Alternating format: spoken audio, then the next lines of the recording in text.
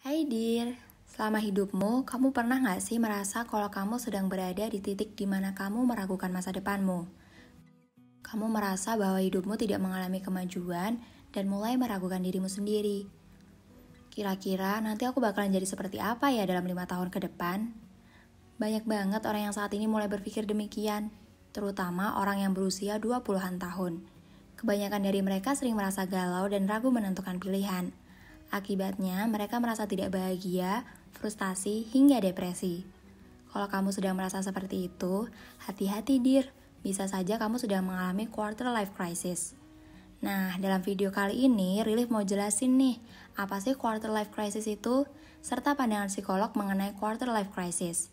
Tapi sebelum itu, jangan lupa klik tombol like, subscribe, dan lonceng di channel Rilif untuk mendapatkan notifikasi video terbaru dari kami. Quarter life crisis dalam bahasa Indonesia adalah krisis seperempat hidup, di mana orang dengan rentang usia 20 hingga 29 tahunlah yang mengalami quarter life crisis.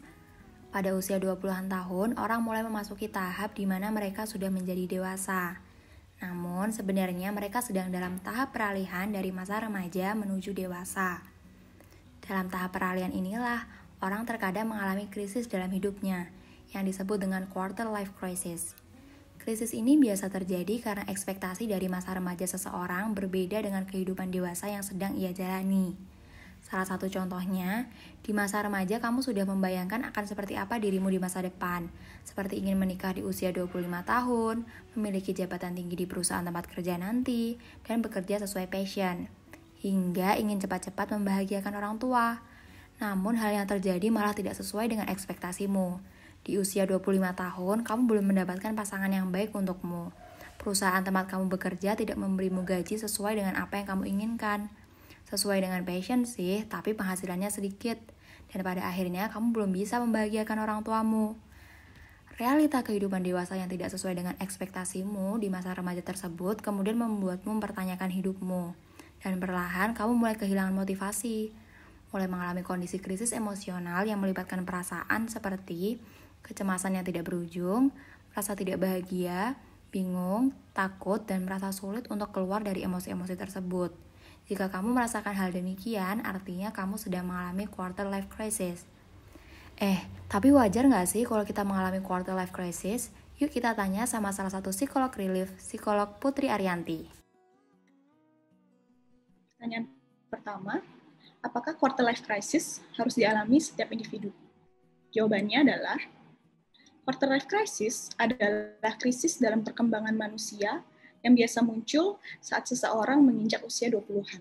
Perasaan khawatir disebabkan atas rasa ketidakpastian terhadap kehidupan di masa mendatang, misalnya terkait karir, kemudian terkait relasi, dan juga kehidupan sosial. Fase ini menjadi sangat krusial karena terjadi sebuah peralihan dari masa anak-anak, di mana kita melihat dunia sangat menyenangkan, menuju dewasa, di mana kita melihat dunia yang sebenarnya. Terdapat istilah welcome to the real world, di mana pada usia ini, kamu akan mulai merasa bahwa kamu memasuki dunia yang sebenarnya. Pertanyaan kedua, apa saja penyebab dari munculnya quarter life crisis? Quarter life crisis seringkali muncul atau terasa tiba-tiba, ketika karir, relasi percintaan, kehidupan kamu berjalan seperti biasa. Kemudian kamu tiba-tiba memiliki pertanyaan, is this it? Quarter life crisis berakar pada insight atau pencerahan bahwa kita tidak memiliki tujuan dalam hidup. Atau mungkin tujuan kita tidak terasa realistis. Selain tuntutan dari diri sendiri, quarter life crisis adalah fenomena yang juga muncul berdasarkan faktor lingkungan. Misalnya, kamu memiliki banyak tujuan, tapi belum terwujud nih, dan keluargamu sering membandingkanmu dengan orang lain. Pengalaman tersebut membuatmu merasa ragu terhadap diri sendiri, merasa khawatir apakah kamu sudah ada di jalan yang tepat, atau kamu mengambil keputusan yang tepat.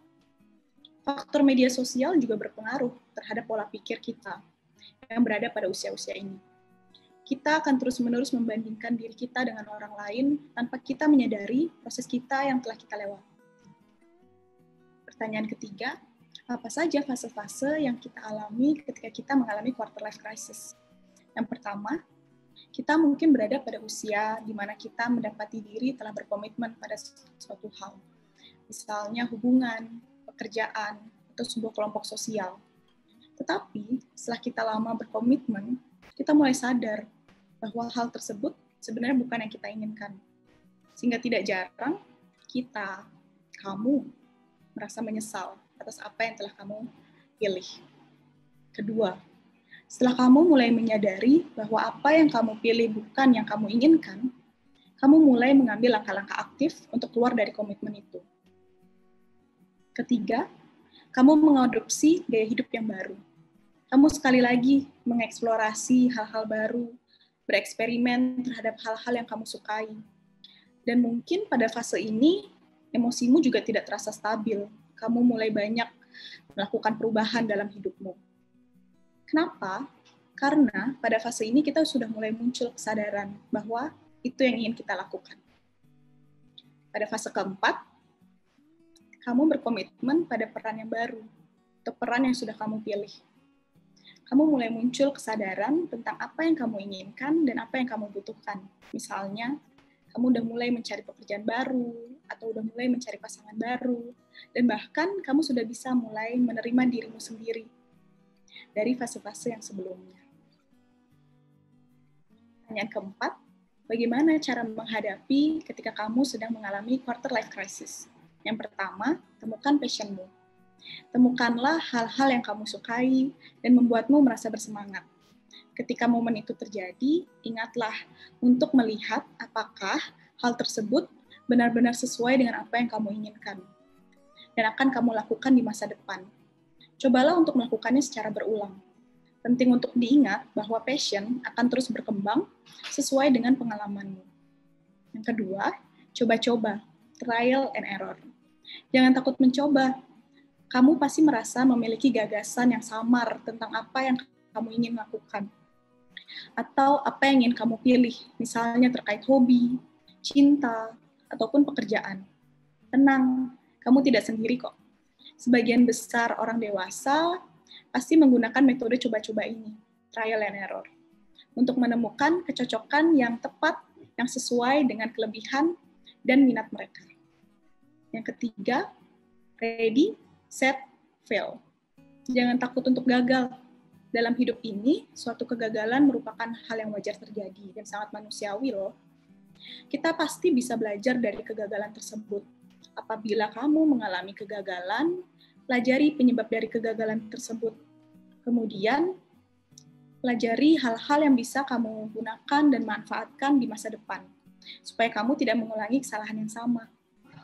Yang keempat, tidak ada hitam dan tidak ada putih. Ketika kamu memutuskan sebuah pilihan, misalnya memilih pekerjaan, pasangan, atau bahkan memilih film di bioskop, semua ini pasti punya konsekuensinya. Tidak ada pilihan benar ataupun tidak ada pilihan salah, positif ataupun negatif.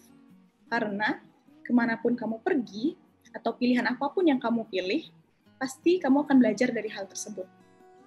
Yang kelima, berdoa. Terkadang kita lupa bahwa penting sekali untuk berdoa, padahal berdoa itu menjadi hal yang sangat membantu di fase ini. Di fase ini, ketika kamu merasa semua hal tidak berjalan sesuai dengan keinginanmu dan rencanamu, maka tidak ada seorang pun yang bisa kita mintai bantuan atau siapapun. Maka kita bisa berdoa kepada Tuhan yang akan selalu memberikan bantuan kepada kita. Nah, sekarang kalian udah tahu kan tentang quarter life crisis ini? Jadi buat kamu yang berusia 20-an tahun, jangan kaget apabila kamu mengalami quarter life crisis. Janganlah kamu terus merasa terpuruk dengan masalah yang kamu hadapi. Percayalah bahwa masalah tersebut akan terlewati, dan melalui masalah tersebut pula, kamu bisa menjadi pribadi yang lebih baik lagi.